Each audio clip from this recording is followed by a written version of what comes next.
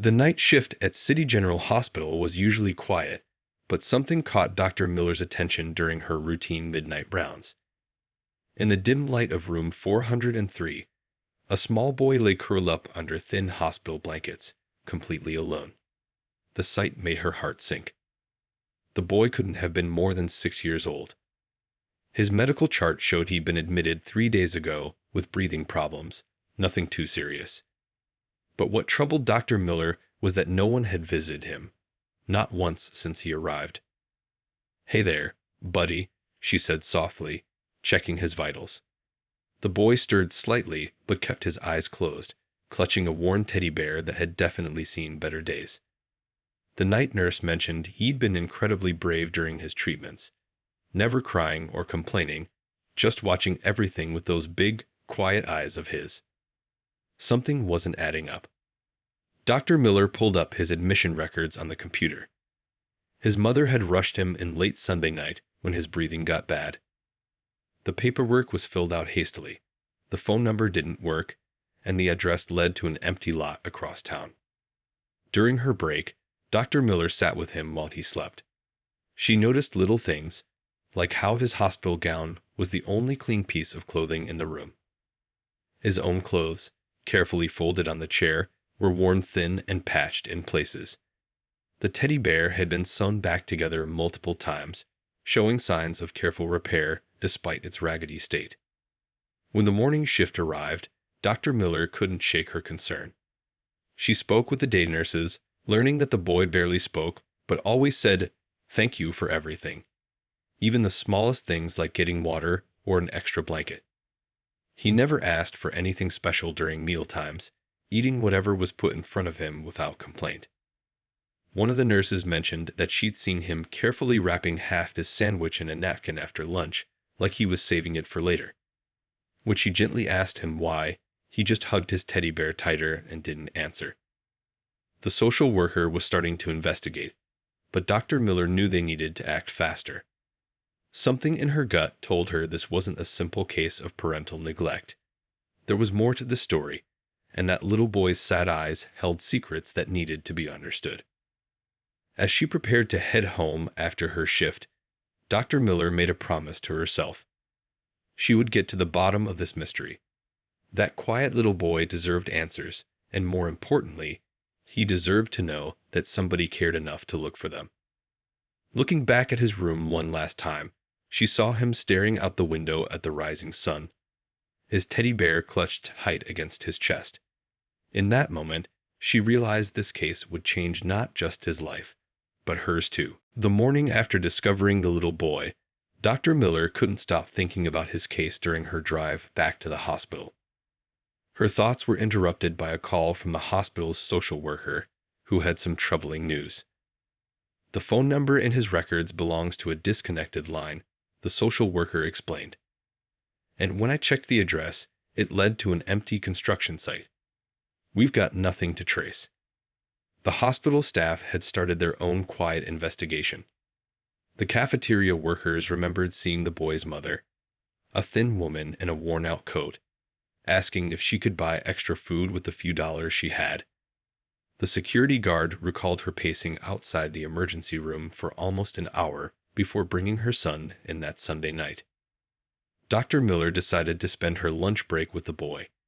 She brought him an extra pudding cup from the cafeteria, noticing how his eyes lit up at the small gesture. As she sat beside his bed, she noticed him drawing with some crayons a kind nurse had given him. "That's a nice picture," she said softly. "Is that your home?"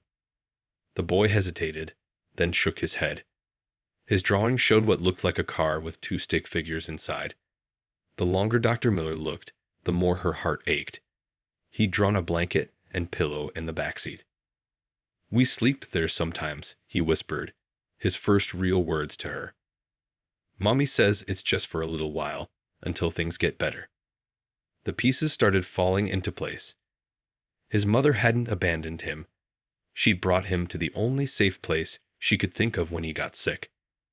The hospital security cameras showed her visiting late at night, watching from outside his room while he slept, then disappearing before dawn. Word spread quietly among the hospital staff. The night janitor mentioned seeing a car in the far corner of the parking lot, its windows slightly fogged from someone sleeping inside. The cafeteria staff started putting aside extra food just in case a tired-looking woman in a worn coat came by again. Dr. Miller worked with hospital security to review more footage. Sure enough, every night around 2 a.m., a small figure would slip through the parking lot, spend a few minutes outside room 403, then disappear again into the darkness. She wasn't abandoning her son. She was keeping watch, making sure he was safe, warm, and cared for, even if she couldn't be there herself. As the day shift ended, Dr. Miller made a decision. She asked security to alert her the next time they spotted the mother. They needed to help this family, not judge them. Sometimes, she realized, the most heartbreaking choices come from the deepest love. The boy fell asleep clutching his teddy bear, and somewhere in the dark parking lot, a mother was watching over her son the only way she could. Tomorrow, Dr. Miller promised herself, they would find a way to bring this family back together. That night, around 2 a.m., hospital security spotted a woman in the parking lot. Just as they'd seen on the cameras, she was headed toward the building, moving carefully through the shadows. Dr. Miller, who had stayed late specifically for this moment, hurried down to meet her. The woman froze when she saw Dr. Miller approaching. She looked exhausted, her coat hanging loose on her thin frame. Dark circles under her eyes told stories of sleepless nights and endless worry. For a moment, it seemed like she might run. "Wait," Dr. Miller called softly. "Please, we just want to help." The woman's eyes filled with tears. "Is he okay? I've been watching from outside. I didn't want him to be scared, but I couldn't." Her voice broke. Dr. Miller guided her to the hospital's break room, where she'd already prepared some hot coffee and sandwiches. At first, the woman just held the warm cup, her hands shaking slightly. "I lost my job 6 months ago," she finally said, staring into her coffee. "I tried everything. Filled out applications everywhere, took odd jobs, sold everything we could spare. But rent kept going up, and then we got sick." She explained how they'd lived in their car for the past month. She'd been skipping meals to make sure her son could eat. When he started having trouble breathing, she'd driven him straight to the emergency room, terrified she'd waited too long to get help. "I couldn't afford the treatment," she whispered. "But I couldn't watch him suffer. I thought if I left him here, at least he'd be warm and fed. Maybe someone could help him better than I could." Dr. Miller listened, her heart heavy. The woman described how she'd park nearby every night, watching his window until dawn. She'd pick up extra cleaning jobs during the day, trying to save enough money to give him a proper home again. "You did what you had to do to protect your child," Dr. Miller said gently. "But now let us help you both." The woman looked up, hope and fear battling in her eyes. Dr. Miller explained that the hospital had programs for families in crisis. There were organizations that could help with housing, job training, and medical care. They just needed to take that first step together. For the first time in days, a small smile crossed the woman's face. Down the hall, her son slept peacefully, unaware that his mother's love had never left him. It had been keeping watch all along, waiting for a chance to make things right. The next morning brought new hope. The little boy woke up to find his mother sitting beside his bed, her eyes tired but full of love. They hugged for what felt like forever, neither wanting to let go. The nurses pretended not to notice as they wiped away their own tears. Dr. Miller had worked through the night, making calls and pulling strings. A local shelter had space for them, not just any shelter, but one specifically designed for families getting back on their feet. They'd have their own small room, clean beds, and most importantly, they'd be together. The social worker arrived with good news. She'd found several job openings that matched a mother's previous experience in office work. One company was even willing to interview her that afternoon. The hospital's charity program would cover the medical bills, lifting a massive weight from her shoulders. The little boy's face lit up when he heard they wouldn't have to sleep in the car anymore. He reached into his pillowcase and pulled out all the snacks he'd been saving, just in case his mom came back hungry. This time, it was his mother who couldn't hold back her tears. Hospital staff had quietly gathered some essentials for them: warm blankets, toiletries, and clean clothes. The cafeteria workers packed extra meals, and one nurse brought in a backpack filled with school supplies. Small gestures of kindness that meant the world to a family who'd lost everything except each other. The boy's breathing had improved enough for discharge, but that wasn't the end of their story. Dr. Miller made sure they had follow-up appointments scheduled and medications filled. The hospital's new family support program would check in regularly, making sure they stayed on track. As they prepared to leave, the little boy hugged his teddy bear close and whispered something to it.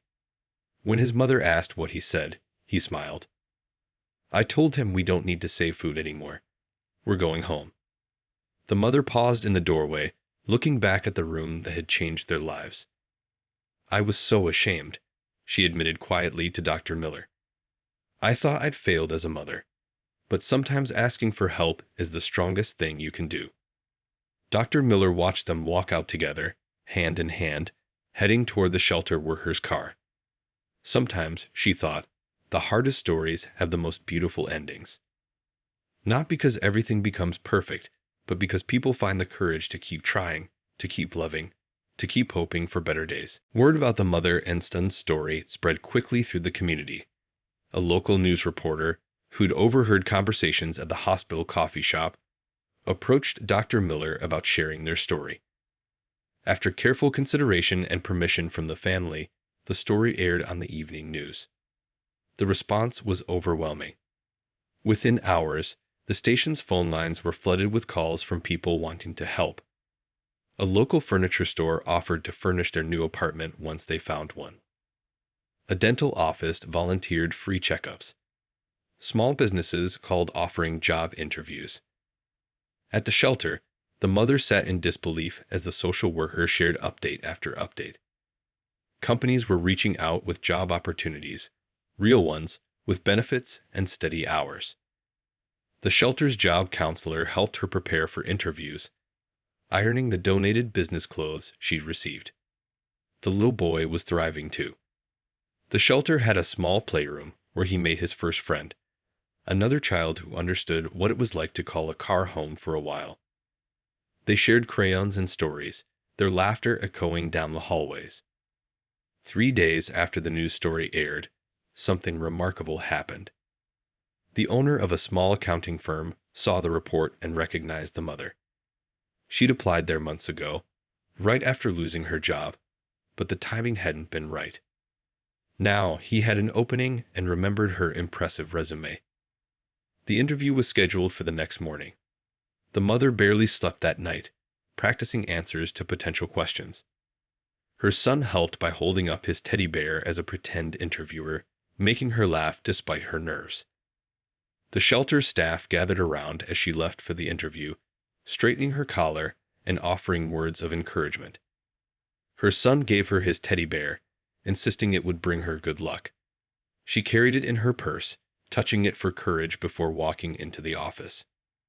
2 hours later, she returned with tears in her eyes. The room fell silent until a huge smile broke across her face. She got the job. Not just any job, but one with health insurance, paid time off, and a salary that meant they could afford a small apartment.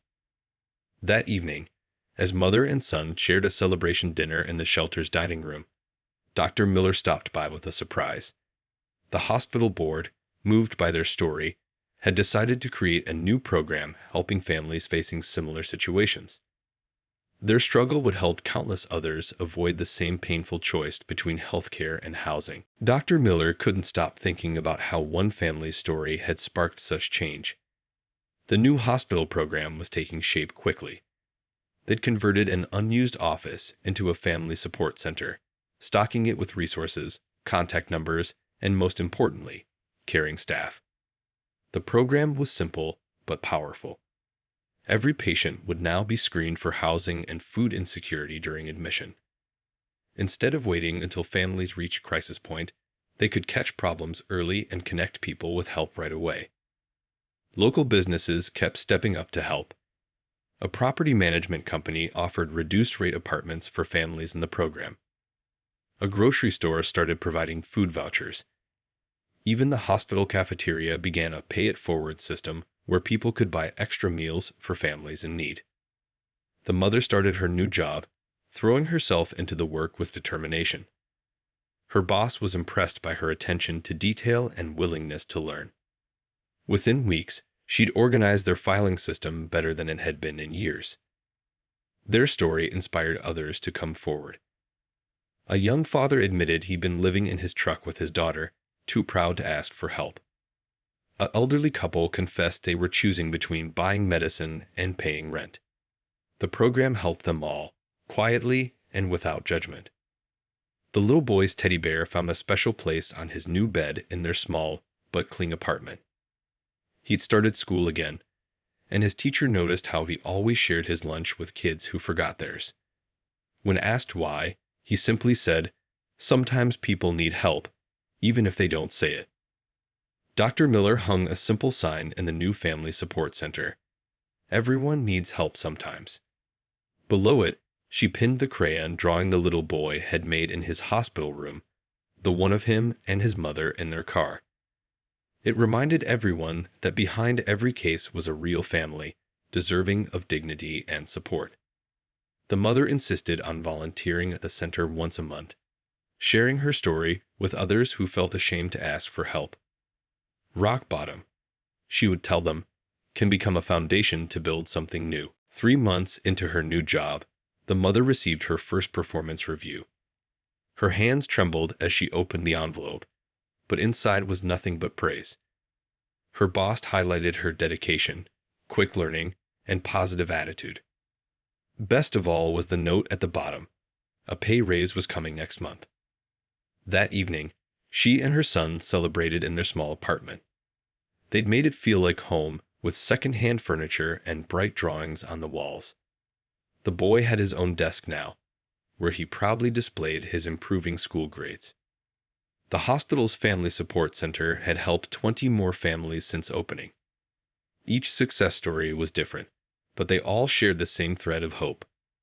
Dr. Miller kept a small photo album in her office, filled with pictures of smiling families who'd found their way back to stability. One morning, the mother brought her son for a checkup. His breathing had improved dramatically, but that wasn't what caught the nurse's attention. It was his cheerful confidence, so different from the quiet, scared little boy who'd spent those lonely nights in the hospital. He proudly showed Dr. Miller his latest report card. "Look," he said, pointing to his perfect attendance record. "No more missing school." His mother stood behind him, eyes shining with pride. She'd never missed a day of work either. The teddy bear still went everywhere with him, but now it was more a friend than a comfort object. He'd tell new kids at school that his bear was magic. It helped people find their way home. In a way, he wasn't wrong. During their lunch break, the mother told her coworkers about their past struggles. Instead of judgment, she found understanding. 2 others shared similar stories of hard times. Together, they started a small emergency fund for coworkers who might need help. That night, as they walked home from the bus stop, the boy spotted a car parked in their old spot near the hospital. Without hesitation, his mother wrote down the hospital's family support center number and carefully placed it on the windshield. "Someone else needs to know they're not alone," she explained. The success of the hospital's family support program caught the attention of other healthcare facilities. Representatives from 3 nearby hospitals visited to learn how they could implement similar initiatives. Dr. Miller shared everything they'd learned, from intake procedures to community partnerships.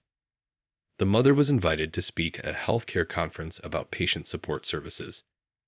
Though nervous, she stood tall at the podium and shared her story. She spoke about the shame of sleeping in a car, the heartbreak of leaving her son at the hospital, and the kindness that helped them rebuild their lives. The conference room fell silent as she described those nights in the parking lot, watching her son's window.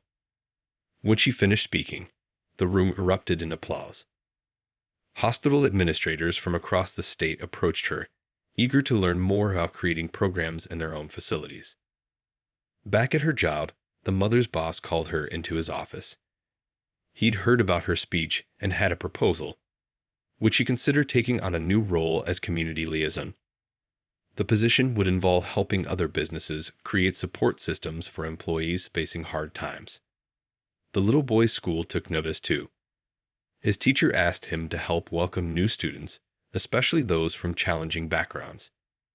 He knew exactly what to do, showing them around and sharing his snacks, just like others had done for him. One day, a new family arrived at the support center looking just as lost as they had been. The mother recognized that look of desperation in their eyes. She sat with them, sharing her story and watching hope slowly replace fear on their faces. The hospital's screening program had become standard procedure. Every new patient was now asked simple questions about their home situation, not to judge, but to help. Social workers kept a list of available resources ready, from job opportunities to affordable housing options. Dr. Miller often stopped by the support center during her breaks. The wall of success stories grew longer each month, but her favorite reminder sat on her desk, a new drawing from the little boy, showing his mother and him in front of their apartment building, both smiling, with a rainbow overhead. 1 year had passed since those dark nights in the hospital parking lot. The mother stood in front of a crowd at the hospital's annual charity gala, sharing how far they'd come. She wore a new dress bought with her own money, speaking with confidence that came from knowing she'd never have to choose between her child's health and a home again. Her son sat in the front row, that same teddy bear in his lap. But now the bear wore a tiny doctor's coat, made by one of the nurses who'd cared for him. He beamed with pride as his mother told their story, no longer feeling shame, but hope for others who might be struggling. The Family Support Center had grown beyond anyone's expectations. They'd helped over 200 families in the past year, connecting them with housing, jobs, and medical care. The mother's new role as community liaison had brought dozens of local businesses into their network of support. Dr. Miller watched from the side of the stage, remembering that quiet night when she'd first found a lonely little boy in room 403. That single moment had sparked a movement that spread to hospitals across the state. Now, screening for housing and food security was as routine as checking blood pressure. The boy's grades had soared. His teacher said he had a special way of noticing when other kids needed help. Sometimes it was sharing his lunch, other times just sitting with someone who looked lonely. He told his mother he wanted to be a doctor when he grew up, like the ones who helped us. Their small apartment had become a real home. Pictures covered the walls, including one of the mother receiving her Employee of the Year award. The car they'd once slept in had been replaced by a reliable used one, bought with savings from her job. The mother ended her speech by announcing a new initiative, a scholarship fund for children from homeless families. She'd saved a portion of every paycheck to start it, remembering how education had been her path to a better life. As the crowd applauded, her son ran up to hug her. Dr. Miller joined them on stage, and 3 generations of hope stood together.